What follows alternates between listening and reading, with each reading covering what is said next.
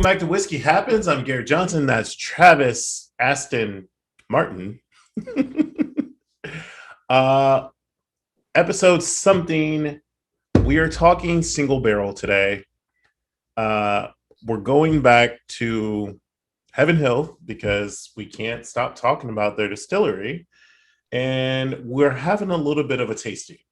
So we've exchanged handshake bottles. I have a Henry Mckenna from March 20th, 2009, barrel number 6802 for those of you playing at home. There it is. There it is. Travis, yours is November. Oh, you can't see it. Oh, well. November 17th, 2010. And it is barrel 9731. So we got a year and some change in between the two of these. I can't tell you how much I do like this. Obviously, it's a high proof, technically 100, but I can do better. I don't know who Henry Mckenna was as a person. I know he was an immigrant from Europe. Let's say that. That's all I know. However, I do love this bottle. I got it for, I think, $45 in DC. I have not purchased it in Virginia yet that I can remember. So I don't know what the actual retail price is, but $45 is what I got that for. I want to say it's probably supposed to be cheaper just because it's rare that I'm in DC and something, you know, everything's marked up at least $5. Period. Yeah. Like, well, I mean, even here, I mean, I can't find, I mean, you know, hard. So I found it secondary for $90 and I almost bought it. But then one of the places I was telling you about that I go and I get a lot of like different bourbons from all over. And it's a really good selection. They've got like 4 locations now, Liquor King. I go there and they do a point system. And however many points you get, you just tell me towards the bottle. So I got the bottle for 45, but I had to use 250 points, which I mean, it's $1. It's a $1 a point. So I had spent $250 there in a couple bottles. And yeah, I'm sure you have. That seems like a drop in the bucket. I mean, you know, it wasn't like a big deal, but that was my big thing. Is like, I'm not paying $90 for this, even though I probably paid more. But Henry Mckenna was an Irish immigrant. So I'll just let you know that. That's the one thing I do know. I don't know much. Look, I'm not the factoid guy here. I just know it was an Irish immigrant. That's why I think you and I both like this, because we both like Irish whiskey as well. So I think that has something to do with it. But I'm super excited to try this and get into this too. This has been one of those bottles for me that I've been looking for. I had looked for forever, and I was like, I want this so bad. It was so hard to find, and finally got it. And as soon as I had it, even my wife thinks this is smooth. She was like, this is really good stuff. What was that stuff you gave me? Let me try. She tries everything. She doesn't like bourbon. She doesn't drink it really, but she tries every single bottle. I'll say that. I think it's awesome. She tries every single bottle. And she was like, what was that? It was really smooth. And I was like, that's Henry Mckenna. I was like, that's Heaven Hill. I do think smooth is the operative word. Like, I really do think it is a smooth drink. And I think we should get into it. Yeah. I'm going to, let's go with mine, the old age before beauty. Okay. And we'll see what difference, if any, a year made. I'm getting oak right away. It I don't like that. So there's a weird, I can't even describe it. It's almost like apple. Like I get like an apple, like a burnt apple type, like almost like not an apple pie, but it's like I don't know. It's not sweet, but I can smell like something on the fruit note on the front. Yeah, because I've been drinking. I think that I think I also get a little bit of vanilla, but there's another note and I'm just not refined enough to know. Like, Yeah. you ever had Fernet? It reminds me of Fernet. It's like a Italian liqueur, I think. Yeah. So whatever Fernet is made out of, that's what I'm smelling, or Okay. that's what it reminds me of. For the taste, smooth, So good. more oak. Yeah. Um,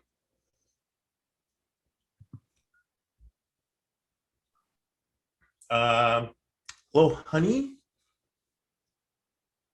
It's Yeah. very sweet.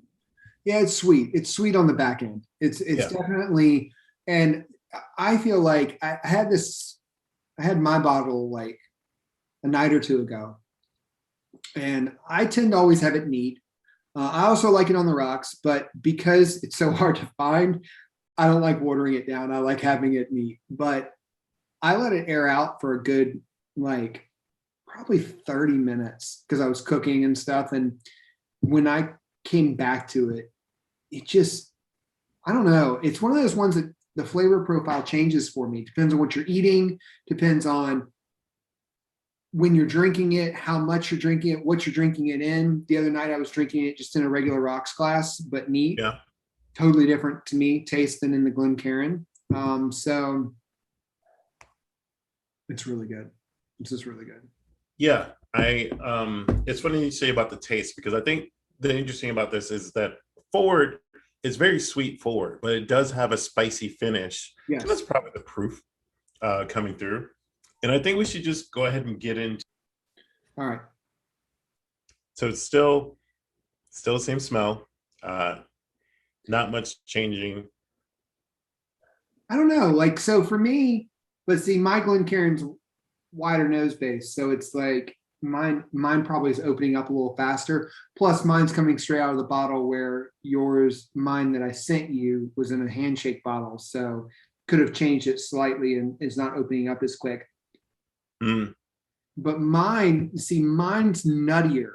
Like, to me, it's like it's definitely a nuttier, like, I don't know, like cinnamon, like nutmeg at Okay. the smell that I'm getting on my. Yeah, it's like, even when you were saying apple before, I was thinking apple pie.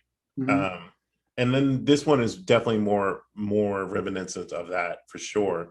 I mean, the vanilla, the nutmeg, it's definitely there.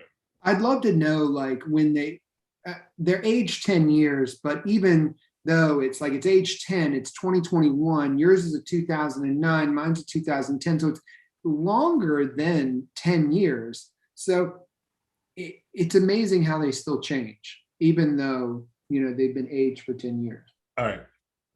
Immediately, this one is definitely more spicy up front. Yeah. Like, it's smooth, but it's not. You don't have to wait for the finish. Mm-hmm. I got it. It's yeah, like the nutmeg or bakery spice is sharper. Yep. It's yeah, it's more intense. It is.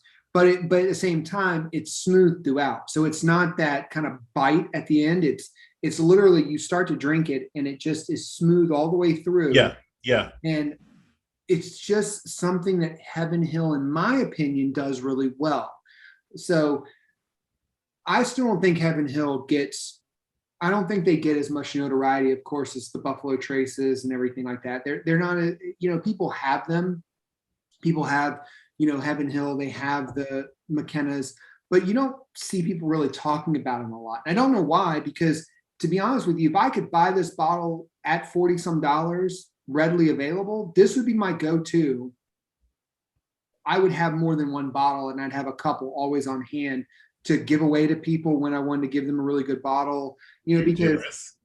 well, I mean, think about it. I mean, if you get Blanton's at cost. So if you get Blanton's at cost, that's a great bottle to give someone who's trying to get into bourbon, who maybe doesn't like high test, maybe is, not as experimental with bourbon. It's a mid kind of even keel bourbon to give them. I think this is very similar, but I think this has more taste. I think this is something you give someone who's getting into bourbon, but is willing to try other things outside of kind of the, the Buffalo Trace, the Blantons, the normal, even Weller. Like, I'm still not a huge Weller fan, but I've only had reserve, so I can't Stop that. well, I can't speak to it because I've only had the reserve, and the reserve is fine to me. But to be honest with you, there's other bottles I'd rather buy. Yeah, when it comes down to Weller, I'm always going to buy it if it's there. It is what it is. Yeah. Same thing with Blanton's. Hate all you want. It's fine. I do agree with you on the McKenna, and I would love to get another bottle. If anyone's listening, watching, wants to make a trade happen from the same year to see, because like if I were to pair these, like your bottle, that's something I'd want at dinner. Mm-hmm. It's a little more complex than mine, and it lets you know, hey, I'm eating whatever, but I'm still drinking this. Like the presence is known. Like immediately on my tongue, I was like, this is different. Yeah. Mine more so, that's like you're going hiking in the morning and you need something you don't mind sweating out, and it's not going to make you remember exactly what you're sweating out. Yeah. I've always been a big McKenna fan ever since we had it in Austin.